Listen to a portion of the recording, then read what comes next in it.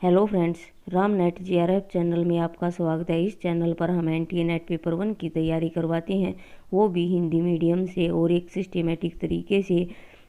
इससे पहले मैंने और भी कई वीडियो अपलोड की हैं, अगर आपने वो नहीं देखी हैं तो उन्हें भी देख लें। तो आज हम इस वीडियो में पढ़ेंगे शिक्षण विधियाँ यानी टीचिंग मेथड। टीचिंग मेथड से हर शिफ्ट में क्वेश्चन आता है और यह टॉपिक हमारे लिए बहुत ही इम्पोर्टेंट है और यह टॉपिक लेंथी भी है। तो एक वीडियो के अंदर सारी विधियाँ कवर नहीं होंगी, तो इसके कई पार्ट बनेंगे। तो आइए देखते हैं शिक्षण विधियाँ क्या हैं।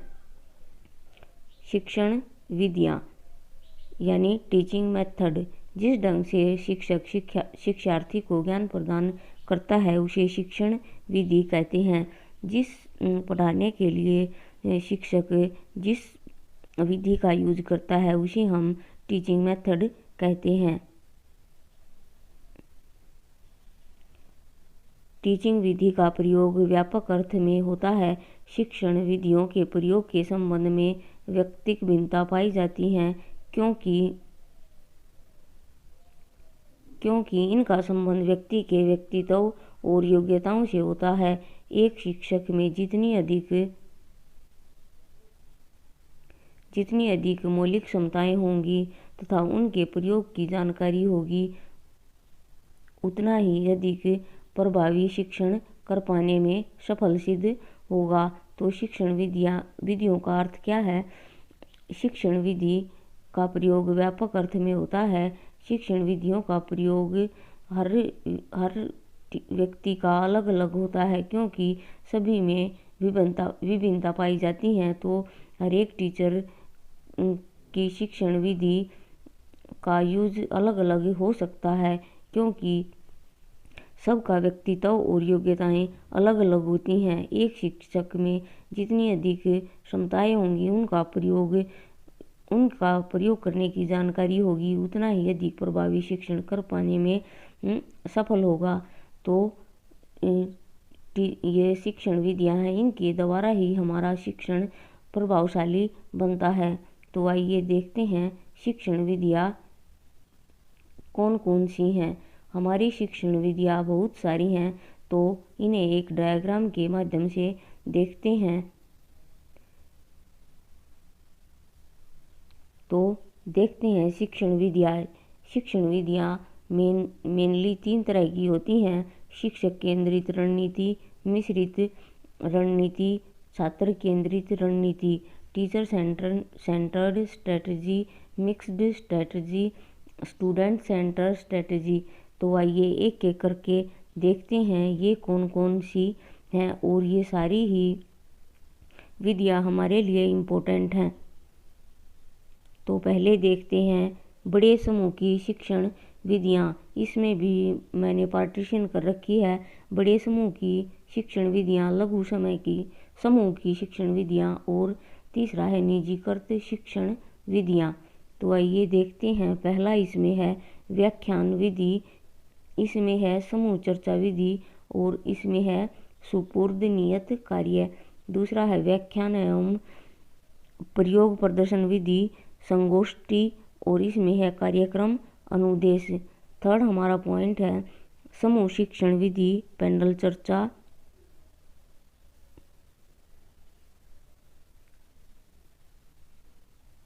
और इसमें है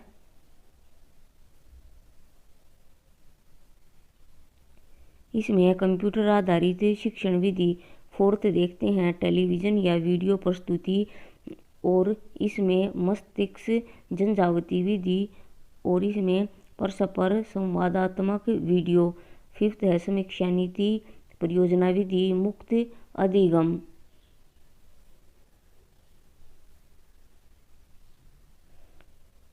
छठा देखते हैं प्रश्नोत्तर शिक्षण विधि, अनुशिक्षण विधि या ट्यूटोरियल विधि, सतत अनुकरण। इसमें फ्रेंड्स 6 ही हैं, और इसमें देखते हैं 7th प्रकरण अध्ययन विधि, अनुमानी विधि। 8 इसमें देखते हैं पात्र अभिनय रोल प्लेइंग, और इसमें 8 ऐतिहासिक खोज विधि, और इसमें 9th है प्रदर्शन विधि। तो ये सारी शिक्षण विधियाँ हमें डिटेल में पढ़नी है, क्योंकि इसमें से क्वेश्चन ज़रूर बनता है। तो एक चार्ट के माध्यम से मैंने ये आपको बता दिया कि हमें ये शिक्षण विधियाँ करनी है, और मैं इन शिक्षण विधियों को आपको एक इजी लैंग्वेज में करवाऊंगी। स्टेप वाइज सारी शिक्षण विधियाँ एक साथ पॉसिबल नहीं होगी, इनके वीडियोस बन जाएंगे 2 या 3, जितने भी बनेंगे मैं आपको ये अच्छी तरह से करवाऊंगी। तो आइए सबसे पहले हमारी पहली शिक्षण विधि को देखते हैं।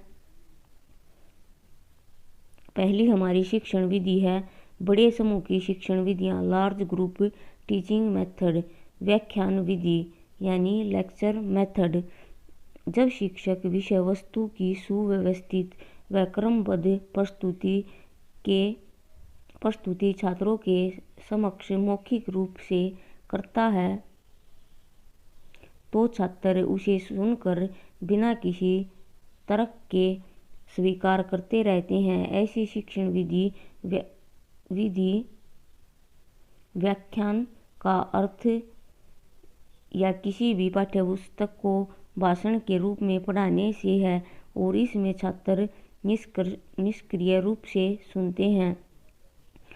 तो लेक्चर मेथड व्याख्यान विधि क्या है? जब कोई भी टीचर किसी भी विषय वस्तु को एक सुव्यवस्थित क्रमबद्ध रूप में छात्रों के सामने मौखिक रूप यानी ओरल रूप से प्रस्तुत करता है, तो छात्र उसे चुपचाप सुनते हैं, वो कोई भी तर्क नहीं करते, तो उसे हम व्याख्यान विधि या लेक्चर मेथड कहते हैं। जैसे कॉलेज वगैरह में यह सबसे ज़्यादा होता है।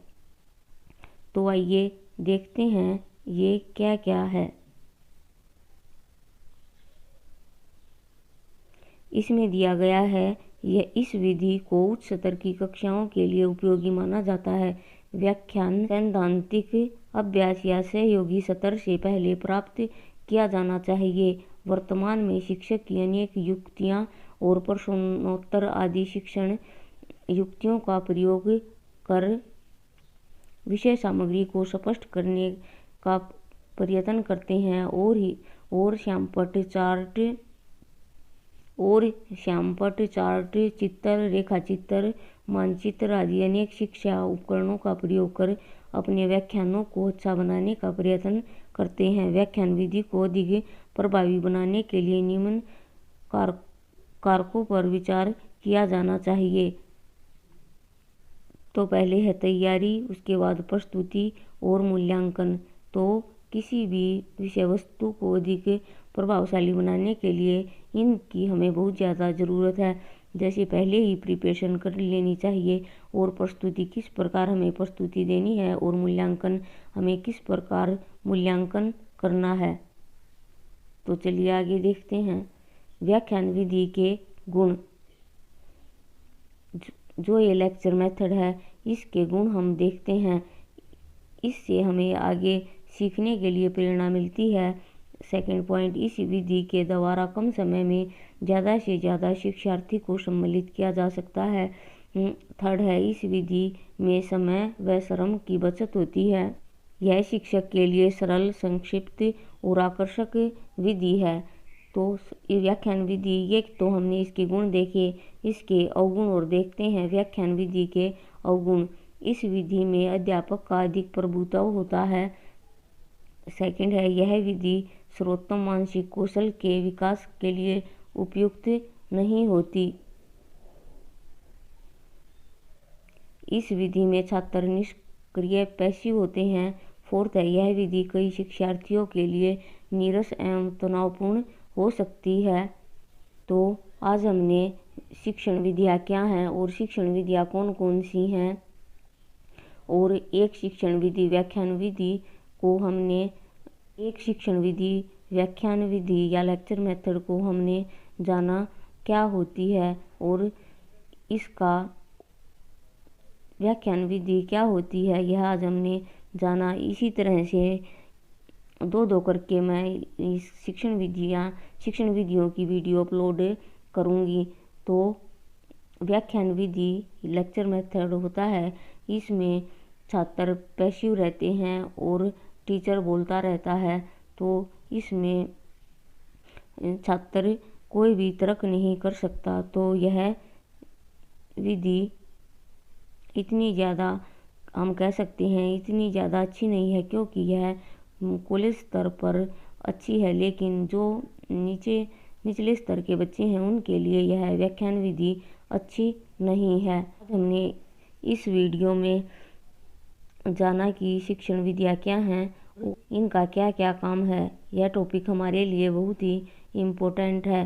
तो फ्रेंड्स, आज के लिए इतना ही। मिलते हैं नेक्स्ट वीडियो में एक नए टॉपिक के साथ। अगर आपको वीडियो पसंद आए और इस चैनल पर और अधिक वीडियो देखने के लिए इस चैनल को लाइक और सब्सक्राइब करें और साथ ही इसे शेयर भी करें। तब तक के लिए खुश रहिए और अपने जीवन में आगे बढ़ते रहिए। Thank you.